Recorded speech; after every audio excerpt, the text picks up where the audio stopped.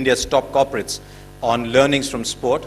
I don't claim to know corporate India very well, but I do talk about learnings from sport.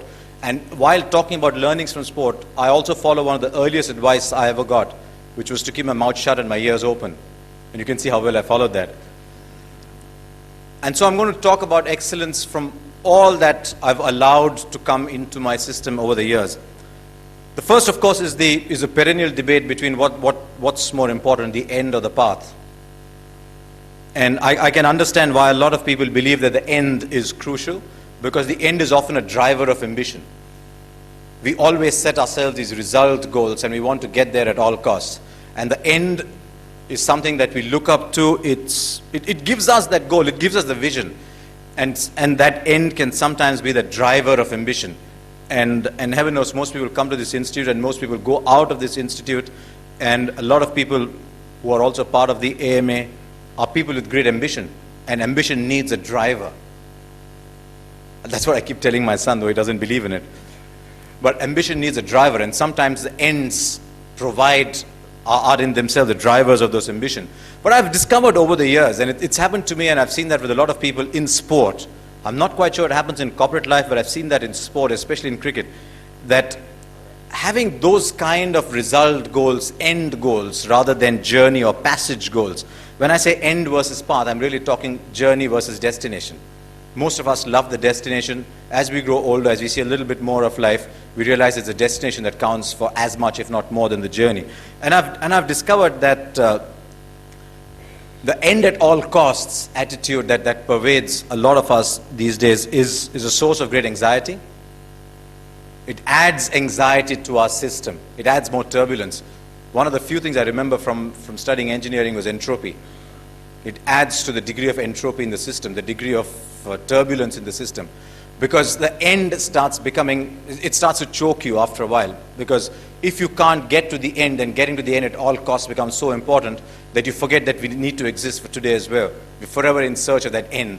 For me, at IIM Ahmedabad, that end was passing out with my head held high. And in my first year, I spent more time trying to figure out what grade I needed to get, rather than studying, which would have allowed me to get that grade in the first place. But I've also seen with a lot of young people that they set themselves these goals. They say, I must get 500 runs in this series, or I must score 300s in this series. And getting those 500 runs or getting those 300s then starts becoming, rather than an ambition, a great source of anxiety. And that can sometimes choke them. When Sandy Gordon, who was a psychologist at the University in Australia and worked with the Indian cricket team, met some of our youngsters, Yuvraj Singh told him he was getting very anxious about the fact that he wasn't scoring hundreds.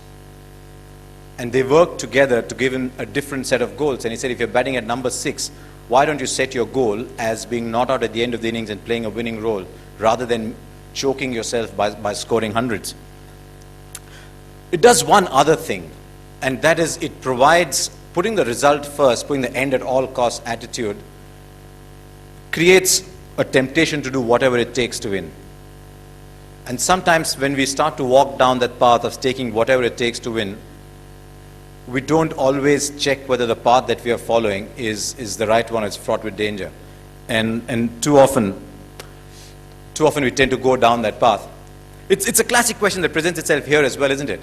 Of all the things, there are many things I admire about IIM Ahmedabad, but the thing that grates the most, not about this institute, but about the public perception of this institute, is what kind of salaries are students getting out of this place? I get the feeling that business schools and business newspapers are all that they care about IIM Ahmedabad is what is the highest starting salary, what is the average starting salary, and on a plot, if you plot a graph, where does 2005 starting salary compare with 2004? And where does it compare with 2003? And thank God, not where it compares with 1985.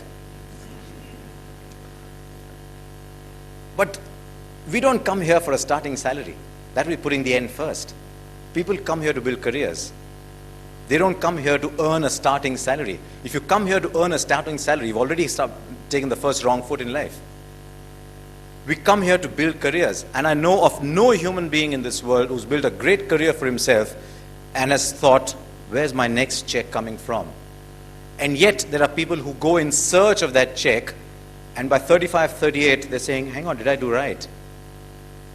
So next time someone comes from a newspaper and tells you, so what starting salary are you expecting? Please stand up to your full height and say, I don't care.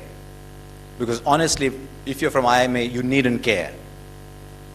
But that's a classic situation, I think, of putting the ends before the journey.